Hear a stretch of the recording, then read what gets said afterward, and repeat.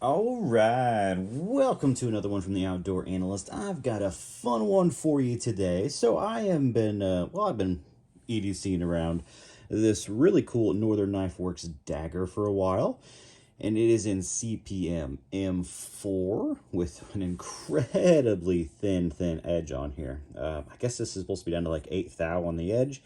BTE, and I'd say, yeah, it feels like it. It's absolutely a slicing beast. I actually just got back from doing the recycling before trash day tomorrow, so there's now a full trash can filled with cardboard that this thing has gone through.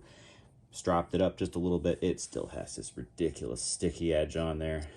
With the Rockwell at 64, 65, I mean, didn't really even notice a difference going through a whole bunch of cardboard.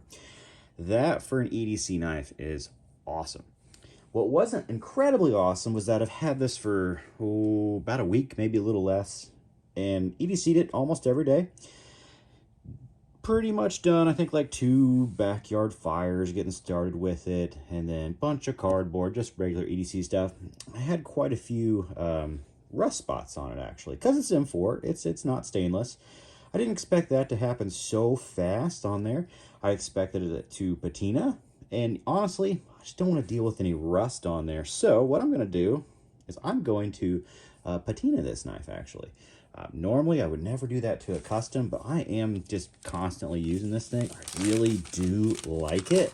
Like, I like the ergonomics. This is not a hunting knife, but for an EDC knife, this thing just crushes utility cutting. It is ridiculously thin on the edge. And CPM M4 has great edge retention. So for an EDC knife, I love it. I think that's great. Now, it is not stainless. So do I love, hate that? Not really sure. Honestly, I like the toughness that you get from it, and I like the edge retention that you get from it. That really is a bonus for really just EDC in a nutshell. So what am I doing? I'm taking a walnut here. Because welcome to walnut season, or aka break your ankle season. And this is a Creeley minnow in Magna Cut, which is almost completely stainless, which is why I'm doing this, because I don't want the edge of the M4 to get completely roasted. So what I'm gonna do is pull this sucker off. Ooh, yeah, still got some juices in there. Yep, still got some good juices. And that's what we're gonna do. We're gonna juice this sucker up. Don't know exactly what that will do to my black buck down there, but it's going to do nothing to the Magna Cut blade. But what I do want it to do with this pupper is to darken it the heck up. That is the whole point. We're going to force a patina on here because walnuts are incredibly acidic.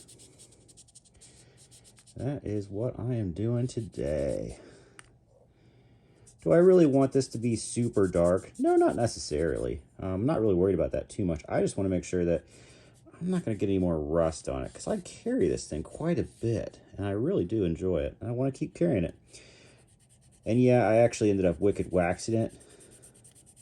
Wicked wax isn't like a long-term solution. Matter of fact, if you use this knife all the time, like I have been, it is not a great solution. So yeah, you can literally just take a walnut. If you're in the Midwest, these are probably all around you. The wonderful wood walnut is. Be warned, it's also something that will completely jack up saw blades all the time. I have stopped a few table saws before with it. And not very thick pieces either. It does not take much. That should be a good start. Let's see if we can get something a little bit juicier on there. Give my little pinch of walnut here. Do you like this Creeley minnow too? This thing is just slicey. It's so little, just literally just disappears in the pocket. Essentially, it's really what it does. Oh, there we go. Ooh, hello walnut. Get some of that sweet juices on there. Oh gosh, someone's gonna take that the wrong way. I think it is what it is. Yeah. I don't think it'll take that long for this thing to actually patina, but normally I'll leave this stuff on there for an hour or 2 or 3 and just kind of see what happens. And I really am not looking for a crazy dark patina on here, actually, just a little bit, really.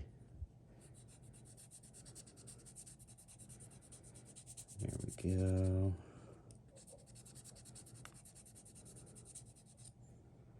And then if it does build up anything on the edge, you just drop it real quick and it gets that off. I always forget if you're looking for a little bit of the middle or not. I don't think so. I think you're just really looking for that liquid on here.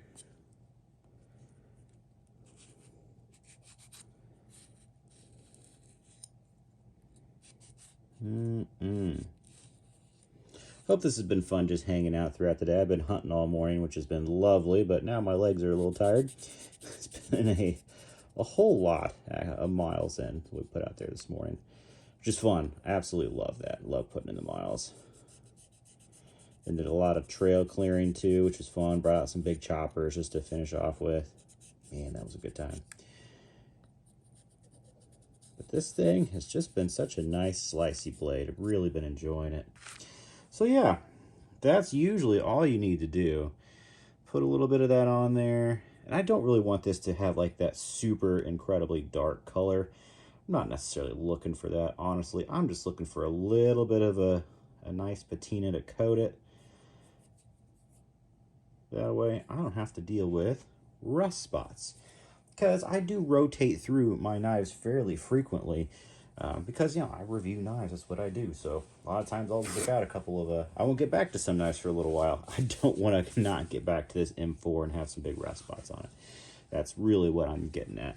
So let's see if we made any coloration here.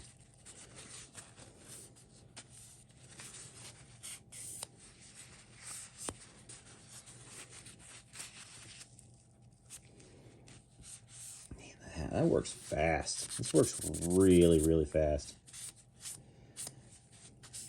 Which is perfect. Not wanting that crazy dark color. Yes, you can leave acid on, obviously, a little bit longer. And it will absolutely... it will absolutely make it darker. But I think that is going to do nicely. I'm going to grab a little bit of water, kind of rinse it off. Yeah. Well, I think that's not going to be too bad. Not too bad at all. So yes, if you do need to patina your knife, you can use a little bit of walnut on there. Really darkens it up pretty darn fast. And it's pretty fantastic. I may end up doing one more coating or two. So as you see this knife later on, it may look a little bit darker. And that's okay. Not a diss on M4. In any way, shape, or form. It is a really cool steel. Very tough, good edge retention. Yeah, maybe I'll do just a little more. Just a little bit more. Do I have a problem? Maybe. Maybe. Yeah. Just a little bit. Just a wee bit, you know.